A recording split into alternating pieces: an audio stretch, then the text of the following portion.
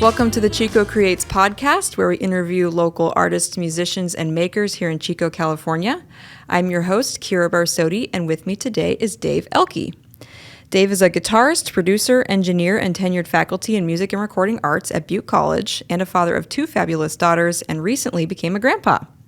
As a writer, performer, and educator, Dave has strived to live in the balance between the creative life and family life, all while helping aspiring musicians acquire the skills to make great music and build a career in music and the arts. Welcome. Hello. Yeah. So tell us a little bit about yourself beyond the bio. Yeah, where should I start? I mean, how long have you lived in Chico is a good place? I moved here in 1993, left the Bay Area, quit my band, and transferred from Diablo Valley College to Chico State. Okay. And so I left behind a whole other world and started a new life in Chico. Yeah.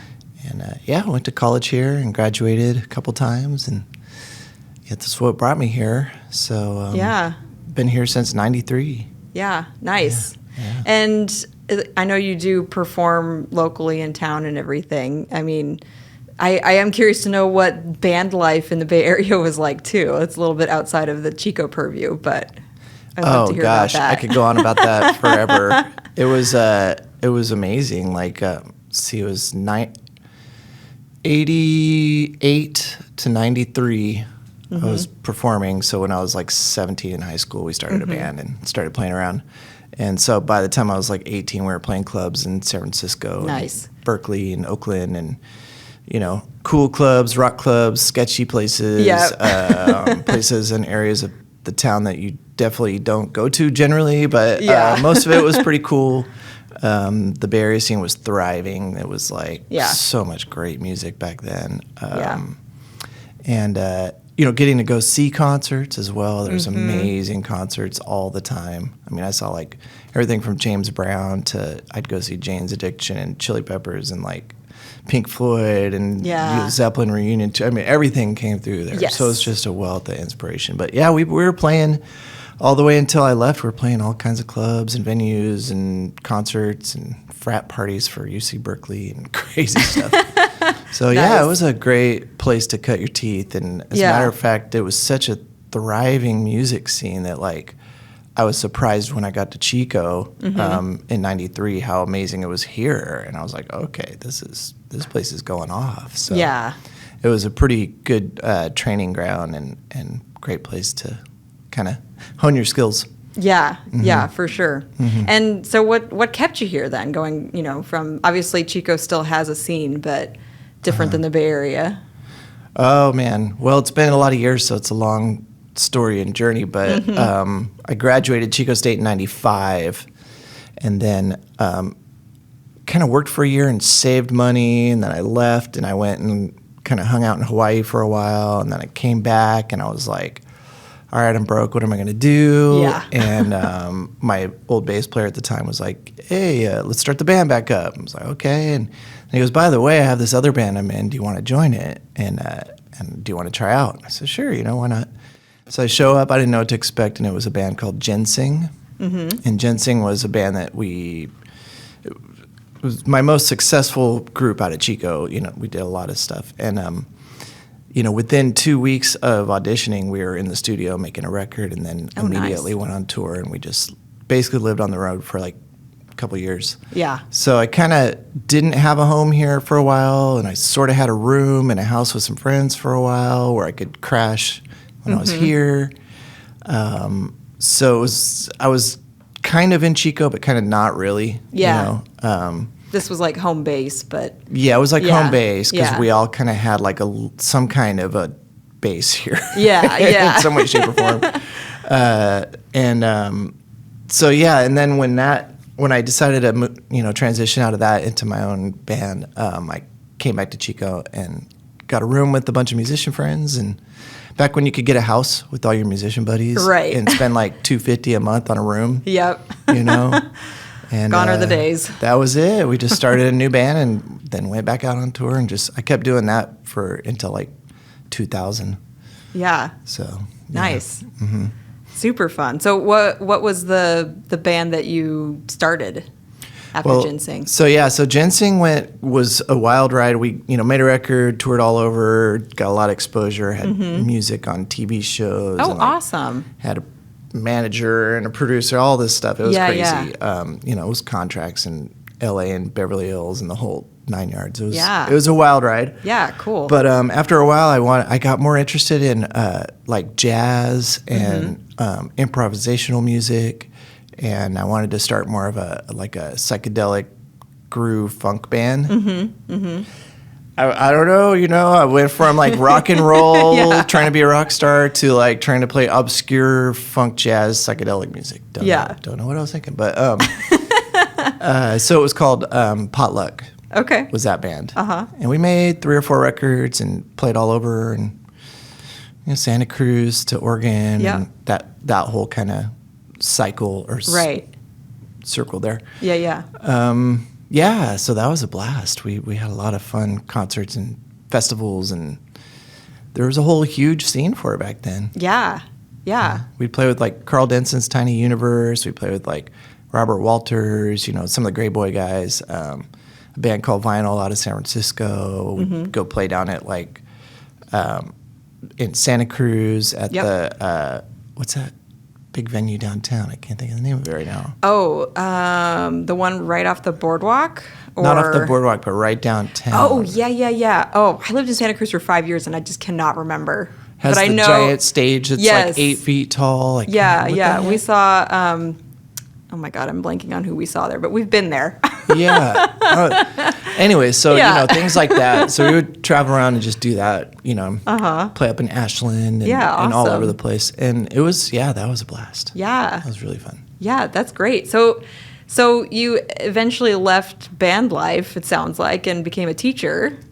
How did that transition happen? I never left band life, but like when I was always teaching guitar lessons and stuff. Okay.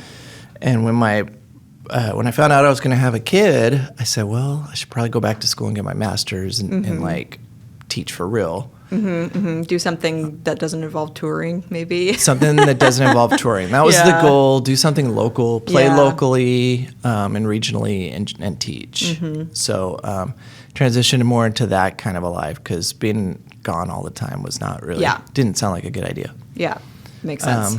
I went back and, I got to give credit to this counselor at Chico State. I said, I want to, finish my other degree and then maybe get my teaching credential. And she was like, why don't you just get your master's in music? You could just do that. And I said, I didn't know I could do that, and she said, yeah, you have a degree, you can go get your master's. And then you could teach college. And I thought, you know what? That's a great idea, because college teachers get paid really good. Right. You get summers off, all that. Because I was going to teach like elementary school. Right. Music at elementary, Not even music. Okay. Any general subject. Oh, okay. Get a teaching credential. Okay. I just love working with kids. I used to do after school programs and summer camps and all kinds of stuff. Awesome. So that's how I would like supplement my income. So I decided to do that and got a master's in music and started teaching at Chico State and Butte right away. And awesome. That allowed me to just play gigs every weekend and during the week and teach private lessons and teach at the college. Sweet. Yeah, it was a good transition, really, really quick, and really like it just happened. Like, it was kind of interesting. Yeah. No, it sounds awesome. It sounds like a perfect fit too. It was kind of a lucky. I tell my daughters this all the time. It's like you just kind of make your own reality sometimes. Yeah, absolutely. And I just went in and said, I'm going to do a master's in guitar. And the chair of music said, we don't have that. I said, well, you do now. And he pulled out a piece of paper. This is a hilarious story. Dr. Bankhead. Those of you who know Dr. Bankhead would know this is how he was. He was so cool. Pulls out a piece of paper and he goes, well, what classes do you want to do? I said, well, how about we do this and that? We talked about it and we wrote down a list and they said, okay, here's your program. Go get your master's. Amazing. And I was like, okay, cool. Yeah. And then he goes, by the way, why don't you teach guitar classes so you can pay your tuition while you're here? And I said, sure, that sounds good. And that's what started it all. It was crazy. Yeah, that's awesome. It was pretty funny. And then I went to get a job at Butte and I brought my guitar and I interviewed with the dean and I said, can I play a couple songs? I did. She said, that sounds great. Why don't you start, in a couple weeks? I was like, okay, guess Yeah. I'm a college teacher now. Yeah. It was crazy. It just kind of happened. Yeah. I don't know if that happens anymore, but it was. Yeah. I was going to say, things are a little different now. I mean, it depends on the department. It depends on where you're at and everything. But yeah, that's so cool, though. Yeah. It seemed really like lucky, Yeah. really, you know. Yeah. Like it was meant to be, for Everything. sure. Yeah. Yeah. So back to Chico life. Do you have a favorite spot or place to hang out? Well, at my age, I don't hang out a lot, but When you do go out and about. so currently, I really enjoy playing or hanging out at like Secret Trail. Yeah. Love Secret Trail.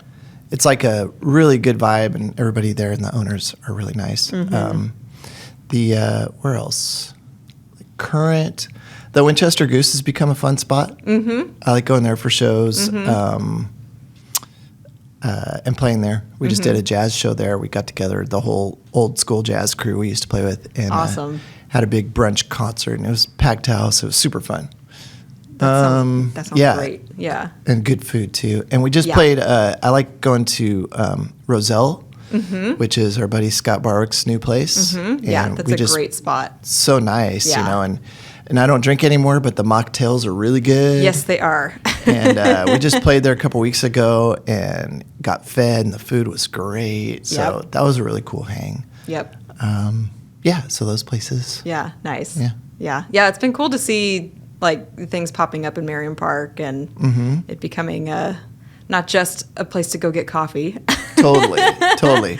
Of course, I still go hang out at Naked Lounge. And Oh, yeah. see some of my students play, and Yeah. we play there with our pop bands. I teach pop band at Butte College. Oh, nice. The pop bands play concert there every semester. And That's great. so I'm stoked they still have an all ages venue too. Yeah, for sure. I think that's so important. Huge. Yeah.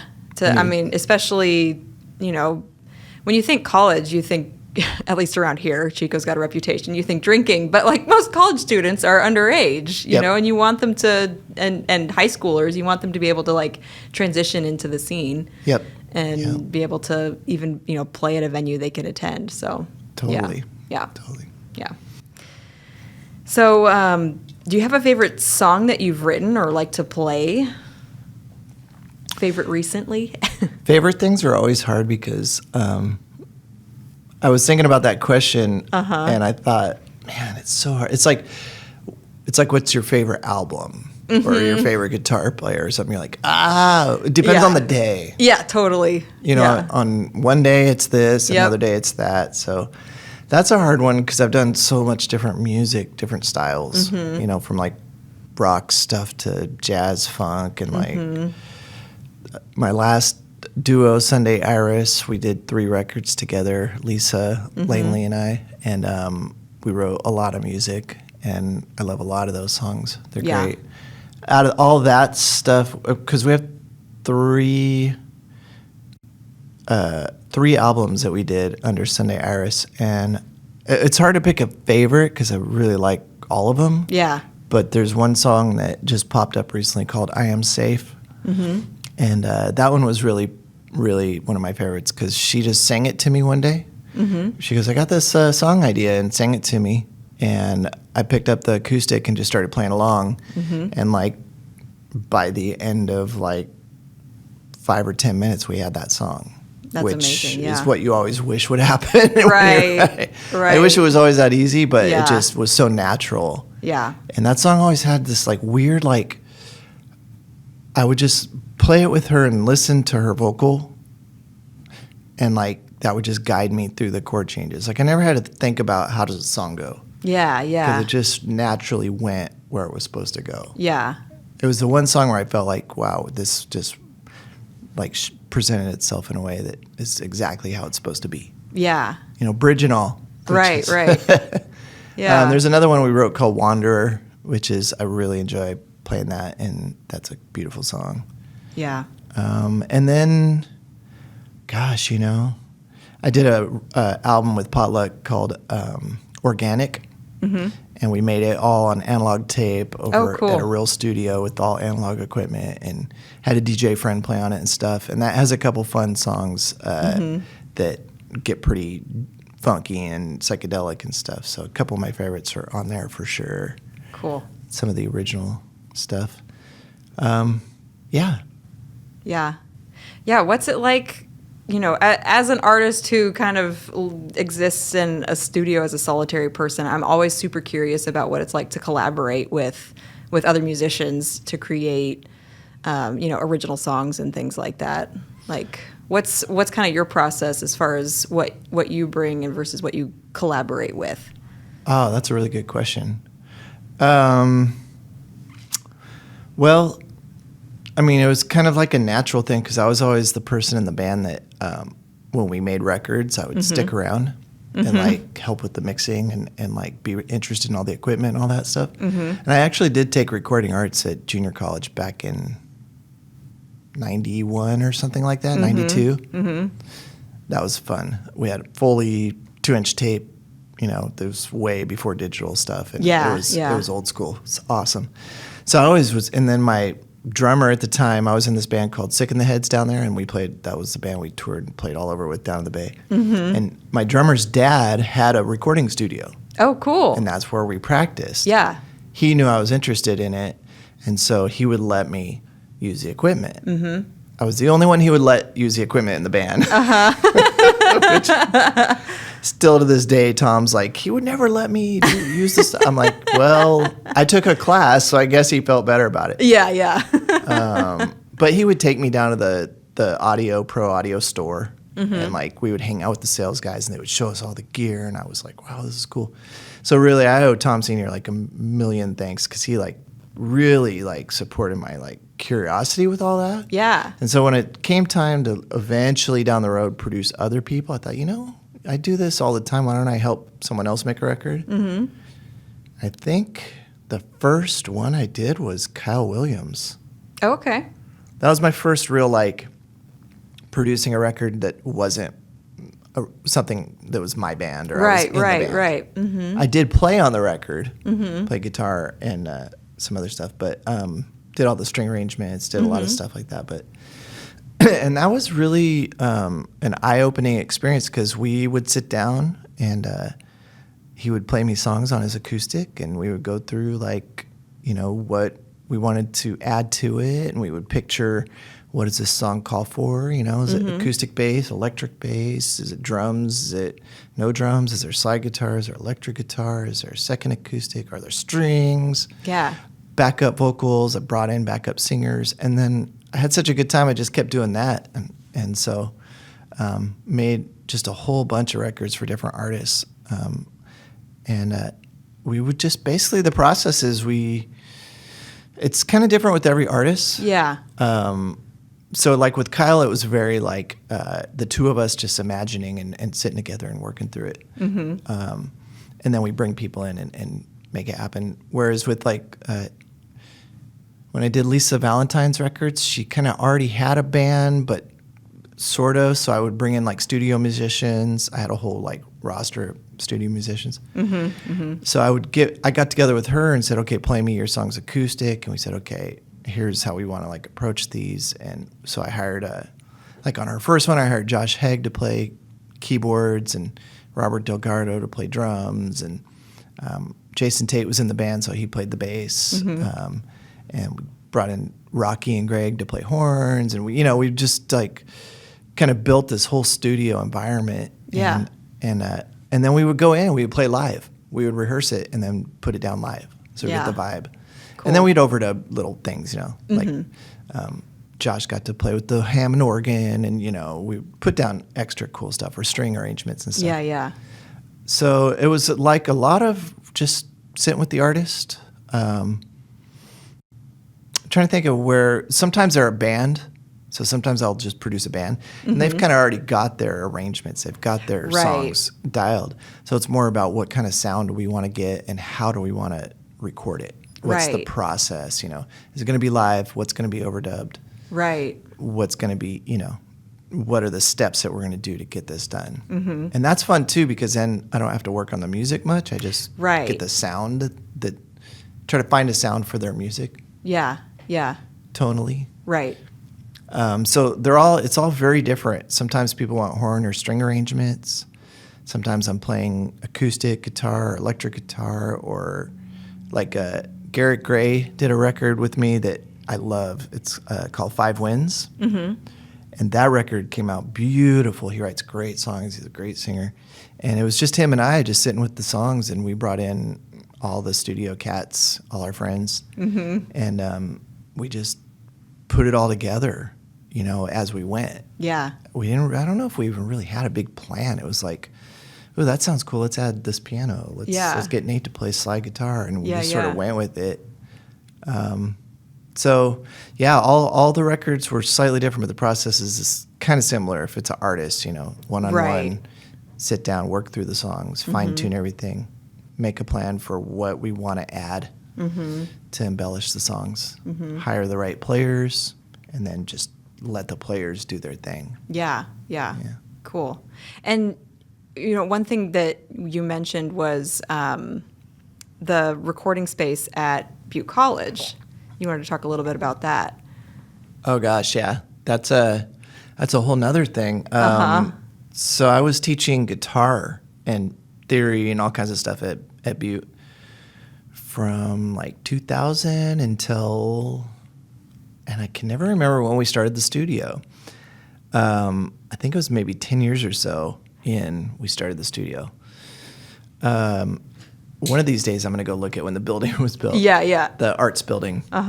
So if you've ever been to the arts building at Butte, it's like this amazing space with a theater and a recording studio and a ceramics studio and painting and drawing and graphic design and maker's space now. Yeah. It's a really cool space. Yeah.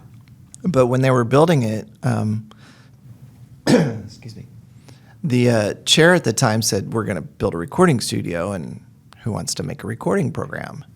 Yeah. Like literally just said at the table with all of us.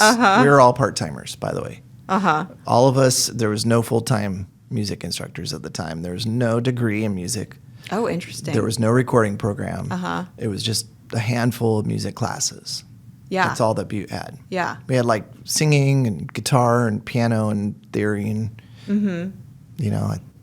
all just like purely for elective purposes. Yeah. I don't even know if we had a choir at the time. So it was literally, we were sitting around trying to make a program for years, and we got this bond to make the building, and then they said, who wants to make a recording program? And I said, me. I raised my hand, nobody else did. So I got the gig. I was like, okay, I guess I'm making a recording program. And so I was like, okay, we need equipment, and we need to build out the space, and we need to make classes and curriculum and all that. So that dove right in and figured all that stuff out and got it all working. And now I've updated it. Maybe 6 years ago, I updated it to fully analog SSL console. Oh, cool. So it's become, over the years, I've just gotten grants and more equipment, more microphones, and it started out really simple. Beautiful room. The thing about that studio is the control room is amazing. It's big and it sounds amazing, and the recording spaces are great. We have like this isolation booth that is like, it's like for vocals, strings, acoustic guitars, anything that you need an isolation booth for. It sounds amazing. It's literally my favorite ISO booth that I've ever recorded in, which is crazy. Yeah. So, and everyone that records in there, they're like, whoa, this room is so special. So we have the spaces, so I've just built around that, and now it's like a full-on analog front end and digital back end, and so it's a hybrid analog digital studio. That's cool. Is it something that like you can, you don't have to be a Butte student to use, or how does that work? We bring artists in every semester. The students record lots and lots of bands and artists. So we'll produce everything from singer-songwriters to full-on like full bands, giant bands. We've done every single style you can imagine. Yeah. From metal and blues, and we did a church band recently with a giant choir. We've done giant jazz bands. We've recorded the PV jazz band and the Butte jazz band and the choir. Rock bands from all pretty much every musician in this town that I know at least has recorded out there with us. Okay, cool. But there's a lot of new artists that are popping up that I like to get connected with. So Yeah, for sure. yeah, so we're always looking for new talent. We record bands every Friday. Okay, good to know. And it's cool. a full on session. Yeah. Sometimes video is involved too. We'll do like a 4-camera shoot. Oh, while we're nice. tracking. Yeah. And we put a couple albums together. They're on Bandcamp. Awesome. We did an album for charity.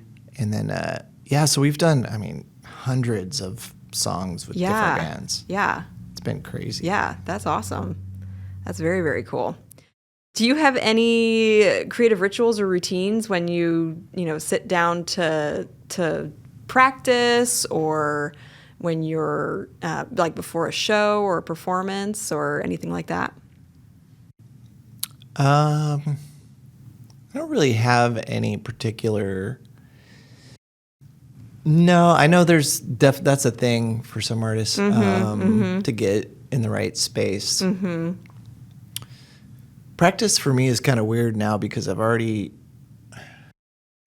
It's weird to say, but when you've been playing this long, you've figured a lot of stuff out already. So you're not like, well, I got to go in there. You're not practicing your chords. I'm not working on my, basics. I'm not playing scales every day. I'm not. But, so I don't really, oddly, have any kind of routine for practice. I just play. A lot of my practice is trying to just free up and get creative. I just pick it up and just start playing. A lot of it's inspired, like I'll be sitting around and I'll hear a song will come on and I'll be like, oh, I don't know that song. I want to learn that that guitar lick or that part, or oh, that's a cool chord change. I want to learn those chords. Like yesterday I was listening to, I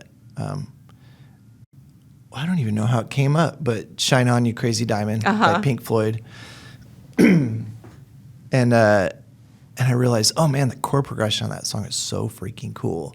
So I was like, I got to relearn that chord progression. It's been years since I played that song. And so I'll just dive into that and look at the chords and figure out what makes it cool. And so I guess it's almost like ear training. I'm always working on my ear, listening and being able to play back what I hear. Right. Because I think that's, for my students, my guitar students, I teach them to read music, which is a really important skill, but I also mainly focus on their ear because that's what's got me by my whole life. When you're in band practice and somebody says, I got a new song, and they play it for you, you got to be able to hear it and know where to go. Yeah.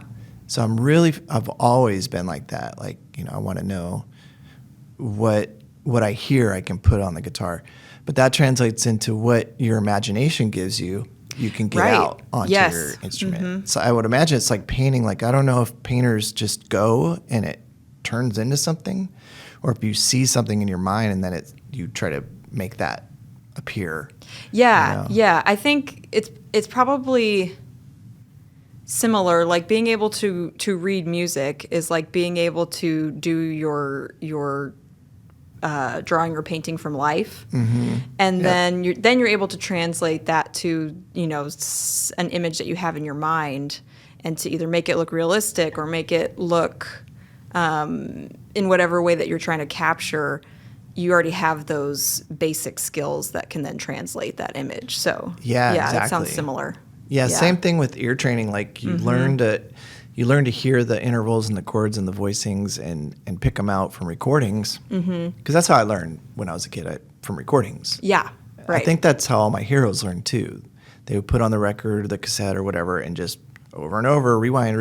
Wait, nope, that's not it. That's not it. And you find it, and that is honestly the best way to learn. Still, no tutorial videos. No, the only thing that can really get you there is that. Yeah. Because, that gives you the conceptual, imagination to play what you hear. Right. Which is the important thing, right? Yeah. So. And I'm sure it helps your brain make the connections in a deeper way than just learning how to do the motions. Yes. Yeah. Totally. Yeah. Totally. There's a connection. So, as far as practice, it's kind of all over the place. I'll learn a song. I'll just put a loop on. I love my loop pedal. And I'll make up a chord progression and just play over it for a long time and annoy my whole family. Just to kind of try to get free on the instrument and not have to think. Just play what you hear. And then for shows, we don't have any ritual. Like Lisa and I are playing together for years now. We go play duos all over, and that's just been like my main thing because being in bands is I haven't done that for a little while. But as far as a duo, it's good if we can be backstage and warm up a little. Play a few songs and like get in the headspace. That's really helpful. Yeah. So, but I will sometimes I'll just pick up the guitar and not plugged in or whatever and just do finger exercises or play scales or just to warm up. Up physically and mentally. Just get your brain going and get in the space. That's definitely a thing. Yeah. You know. Yeah. And I always try to be like physically ready too. Make sure I'm not like starving or like, dehydrated or, jacked up on too much caffeine or something. So it's a fine balance to strike. Right. So not any ritualistic, but definitely things that are important. Yeah. In preparation. Yeah. Yeah. Yeah. That makes sense.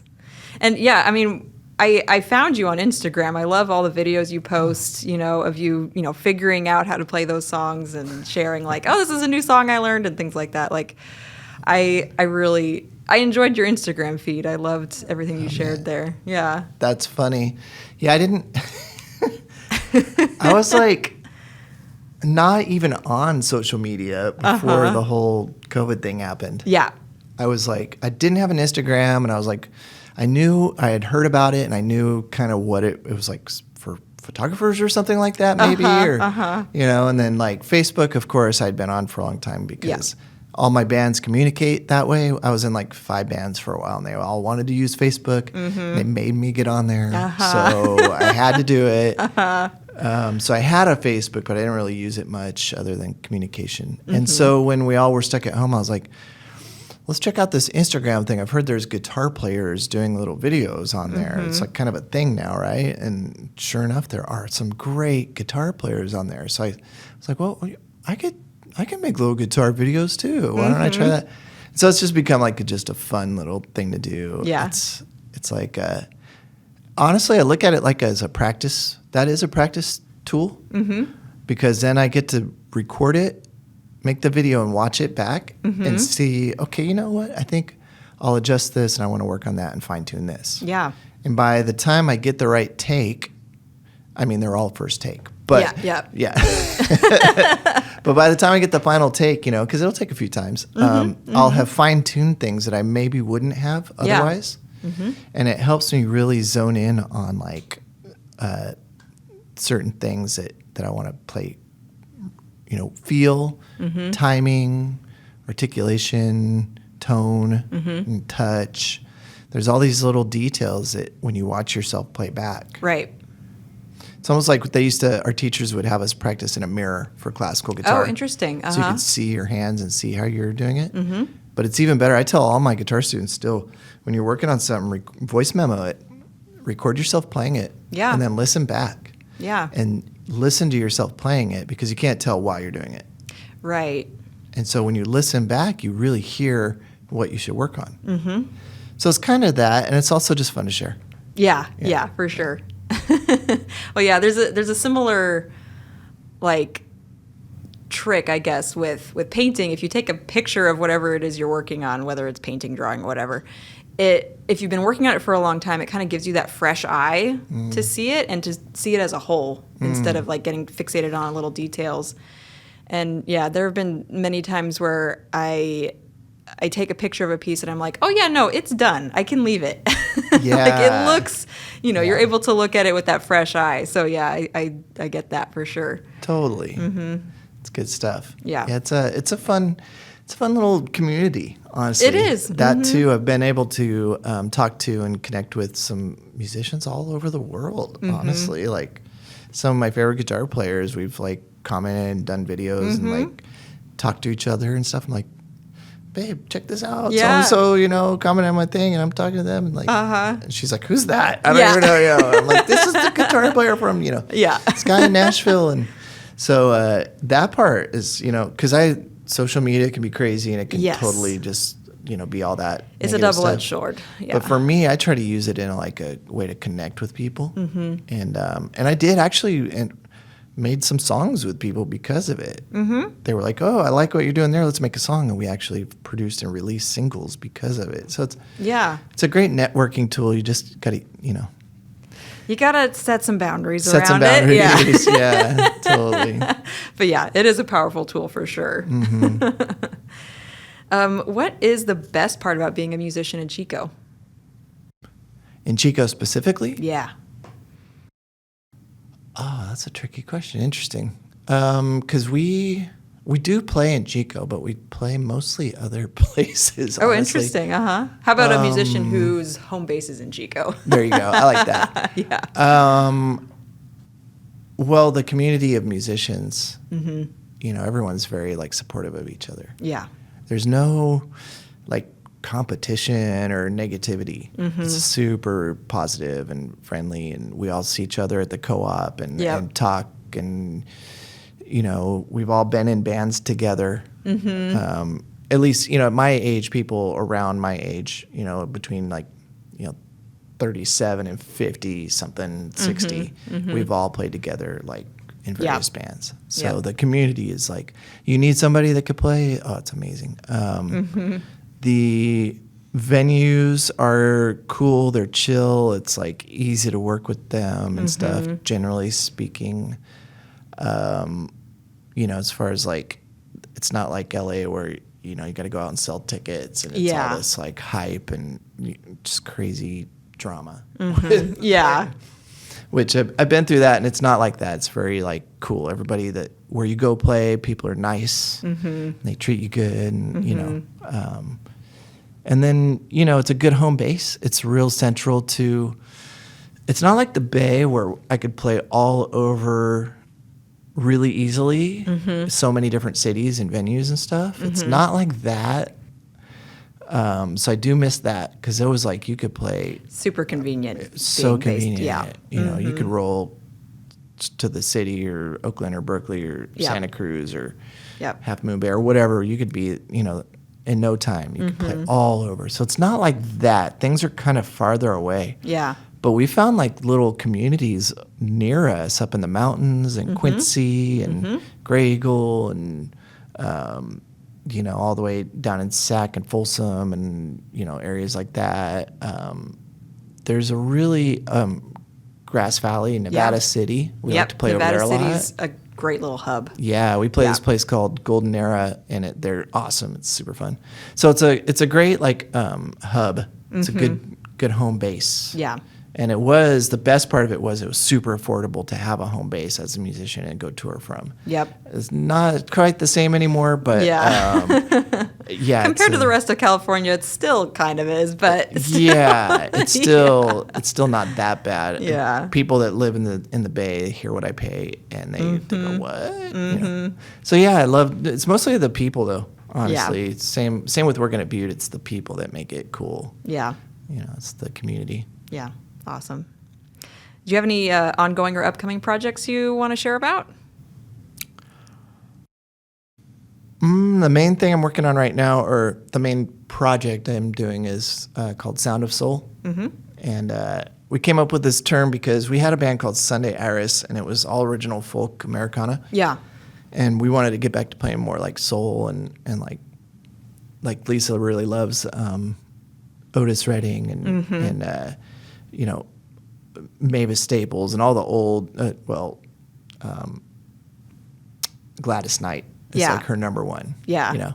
And so we wanted to get back to doing soul music. We used to do that with the band and horns and the whole nine yards. So we decided to start up a band called Sound of Soul, came up with the name and just said, okay, let's do that. So we've been playing all over doing that, and that's been really fun. It's just two of us. Yeah. We just play as a duo. Yeah. And it keeps it simple. That's been really fun. Gets us out of the house. We see friends. We get to go travel a little bit. So that's fun. We got some upcoming shows with that in the fall. Nice. And anywhere nearby? I'd have to look at the calendar, but we have our Instagram is Sound of Soul Band. Perfect. So we post all our dates on there. Awesome. And other than that, I'm working with a couple artists right now that are really cool. I'm mixing an album for this young singer-songwriter, kind of really interesting, great artist named Daniel Soloris. Mm-hmm. And he used to work at Day Camp, if you've ever been in there. Okay, He was one of the coffee guys there, but now Mm-hmm. he's doing other stuff. So anyways, I'm mixing his record, and it's really, really, really good. Nice. Like, he's super talented. Cool. Keep Probably an one eye of the out for best that. records I've worked on for a long time. I mean, Nice. his songwriting is so, and he's an amazing singer. Mm-hmm. Like, guy can harmonize like crazy. Cool. So I'm working on that, and I've been working with this other young artist named Melly Furious. She's in a band and plays all over, but we also do like just collaborations together. Mm-hmm. She's like super talented singer, awesome performer. So some things coming up with her. Awesome. Just did a couple songs for Blue Egyptian. Awesome. I did their last record, recorded and mixed it, and then we just did a couple more singles. They just put one out yesterday, I think, and there's another one coming. Cool. So keep working with them, and hopefully in the fall, our recording class will do another album. Nice. So we're going to be bringing in and looking for a whole new slew of bands and musicians to record. Cool. Yeah. Yeah. Good to know. Awesome. Totally. And where can people find you on the internet? Pretty much the easiest thing is the Instagram, because it's you can just follow. You don't have to friend me, because Yeah. I'm terrible about Facebook and friending and stuff. Yeah. So yeah, just Dave Elke Music on Instagram. Perfect. Or if you're ever going to Butte, just come by the studio, or look me up on the butte.edu/music. Perfect. Is our like music department website. Yeah. Awesome. Very cool. Well, great. I really appreciate you coming in. This was a great conversation. Thanks so much. Thanks for having me. Yeah, of course. We will see you around town.